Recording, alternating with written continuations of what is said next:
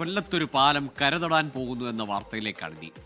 കൊല്ലത്ത് പൂർത്തിയാകാതെ കിടന്ന പാലം വഴി മാറി കടവൂർ പള്ളിക്ക് സമീപത്തേക്ക് എത്തുന്നു. തോപ്പിൽ കടവിലെത്തേണ്ട പാലമാണ് കടവൂർ പള്ളിക്ക് സമീപത്തേക്ക് എത്തുന്നത്. കപ്പലണ്ടി മുക്ക് മുതൽ തോപ്പിൽ കടവ് വരെ 4 ഘട്ടമായി നിർമ്മിക്കുന്നതായിരുന്നു പദ്ധതി. പാലം കരക്കെത്തിക്കാൻ മറ്റ് മാർഗങ്ങളില്ലാതായതോടെയാണ് പുതിയ തീരുമാനം. കൊല്ലത്തെ ഈ പാലം അങ്ങനെ മലയാളികൾ പെട്ടെന്ന് മറക്കാൻ സാധ്യതയില്ല. കരയെ നോക്കി ഈ പാലം നിൽക്കാൻ തുടങ്ങിയിട്ട് വർഷം അങ്ങനെ പലത് കഴിഞ്ഞു. ഒടുവിൽ ഈ പാലത്തിനും ക്ഷാമമോഷം വന്നിരിക്കുകയാണ്. കരയിലേക്ക് മുട്ടാൻ തുടങ്ങുന്നു. തോപ്പിൽ കടവിൽ കൊണ്ടുചെന്ന് മുട്ടിക്കാൻ തീരുമാനിച്ച പാലം ഒടുവിൽ വഴിതെറ്റിയാണ് കടവൂർ പള്ളിക്ക് സമീപം എത്തിച്ചേരുന്നത്. ഇത് സംബന്ധിച്ച രൂപരേഖ കിഫ്ബി ബോർഡ് യോഗത്തിന്റെ പരിഗണനയ്ക്ക് സമർപ്പിച്ചിട്ടുണ്ട്. പുതിയ പദ്ധതി പ്രകാരം തേവള്ളിപ്പാലത്തിന് സമാന്തരമായി പാലം നിർമ്മിച്ചാണ് പദ്ധതി വഴിമാറ്റുന്നത്. സ്വാഭാവികമായിട്ടും ഇതിന് അറുതി വരുമെന്ന് വിചാരിച്ചിട്ടാണ് നമ്മളിന്ന് ഇവിടെ വന്നപ്പോഴും ഇതിന് തീരുമാനമായിട്ടില്ല. വീണ്ടും ഇത് സമാന്തരമായിട്ട് തന്നെ പോകുന്ന രീതിയിൽ തന്നെയാണ് വീണ്ടും അതിൻ്റെ പ്ലാൻ ചെയ്തേക്കുന്നത്. അന്നേരം ഇവിടുത്തെ സ്ഥലം MLA എന്ന് പറയുന്നത് എൻ്റെ സ്വന്തം ഡിവിഷനിലുള്ള ആളാണ്. ആ MLAയുടെ സ്വന്തം വീട്ടിൻ്റെ ഫ്രണ്ടിലെ റോഡ് പോലും നന്നാക്കാൻ പറ്റാത്ത ഒരു മനുഷ്യനാണ്. ഞാൻ ആദ്യമേ വിചാരിച്ച് അദ്ദേഹത്തിന് എന്തെങ്കിലും തെറ്റ് പറ്റിയിട്ടായിരിക്കുന്നു. സംഭവം ഇത് തെറ്റൊന്നുമില്ല, അദ്ദേഹത്തിൻ്റെ കഴിവുകേടാണ്. ആ കഴിവുകേട് താണ്ട വീണ്ടും ഇവിടെയും കാണിച്ചു വെച്ചേക്കുവാണ്. ഇത് യാത്രാക്ലേശം പരിഹരിക്കാൻ ഉണ്ടാക്കിയെന്ന് പറഞ്ഞിട്ട് ഇപ്പോൾ യാതൊരു പരിഹാരം ഉണ്ടായിട്ടില്ല.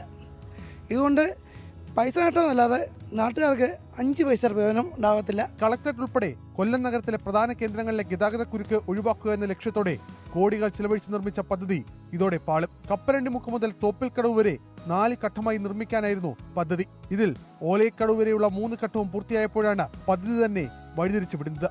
തേവള്ളിപ്പാലത്തിനടിയിലൂടെ ലിങ്ക് റോഡ് കടന്നു പോകുന്ന വിധത്തിലാണ് രൂപരേഖ.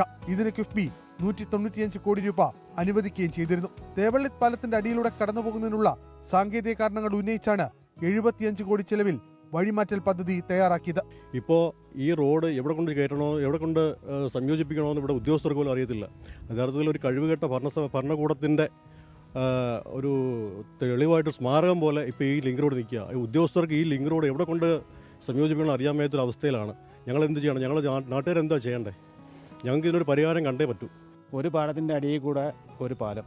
ഇതിൻ്റെ ഉദ്യോഗസ്ഥർ സ്കെച്ച് വരച്ചത് ഏത് പ്ലാനിലാണോ എങ്ങനെയാണെന്നും ഈ ലോകത്ത് ഇതിനൊക്കെ പ്ലാൻ ഞാൻ ആദ്യമായിട്ടാണ് കാണുന്നത്. നിരന്തരമായി ഈ റോഡുകൾ പോകുമ്പോൾ ഇതിവിടെ ബ്ലോക്കായിട്ടും രാത്രി ഇവിടെ ഒരു വിശ്രമ കേന്ദ്രമായി നമ്മളിത് കാണുന്നത്. നാട്ടുകാർക്ക് ഒറ്റ ഒരു പ്രയോജനമില്ല. തേവള്ളിപ്പാലത്തിന് സമാന്തരമായി പാലം നിർമ്മിച്ച കടവൂർ പള്ളിക്ക് എതിർവശത്തെത്തി കൊല്ലം തേനി ദേശീയപാതയിൽ സംഗമിക്കുന്ന വിധത്തിലാണ് പുതിയ രൂപരേഖ.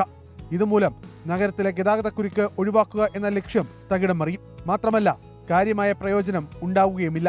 പുതിയ രൂപരേഖ പ്രകാരം അഷ്ടമുടിക്കായലിന് കുറുകെ ഒരേ സ്ഥലത്ത് സമാന്തരമായി 2 പാലം വരുന്നുവെന്ന് മാത്രമല്ല ഒരു ഗുണവും നാട്ടുകാർക്ക് ഉണ്ടാവുകയുമില്ല. പാലം അങ്ങനെ വീണ്ടും കരയ്ക്ക് മുട്ടുകയാണ്. നാട്ടുകാർക്ക് യാതൊരു പ്രയോജനവുമില്ലാതെ നഗരത്തിലെ ഗതാഗത പ്രശ്നത്തിന് യാതൊരു പരിഹാരവും കാണാതെയാണ് പാലത്തെ എങ്ങനെയെങ്കിലും കരയ്ക്ക് മുട്ടിക്കാനുള്ള ഉദ്യോഗസ്ഥരുടെ തീവ്രമായ ശ്രമം. ഓഫീസിലിരുന്ന് പ്ലാൻ വരച്ച ഉദ്യോഗസ്ഥർ അറിഞ്ഞില്ല കരയ്ക്ക് മുട്ടാത്തതാണ് തങ്ങൾ വരയ്ക്കുന്ന പാലമെന്ന്. ഒടുവിൽ പ്ലാനുകളെല്ലാം മാറ്റിയെഴുതി കോടികൾ വീണ്ടും ചിലവിട്ട കൊല്ലത്തെ പാലം കരയ്ക്ക് മുട്ടുന്നു. കൊല്ലത്തുനിന്ന് അരുൺ രാജ്, 24. പൊതുജനം കഴുതയല്ല സാർ. ലോകത്തെവിടെയായാലും ഏത് സമയത്തും 24 വാർത്തകളും ഓഗ്മെന്റഡ് റിയാലിറ്റി പാക്കേജുകളും എക്സ്പ്ലെയിനറുകളും വിശദമായി കാണാൻ ഞങ്ങളുടെ YouTube ചാനൽ നിങ്ങൾക്ക് സബ്സ്ക്രൈബ് ചെയ്യാം.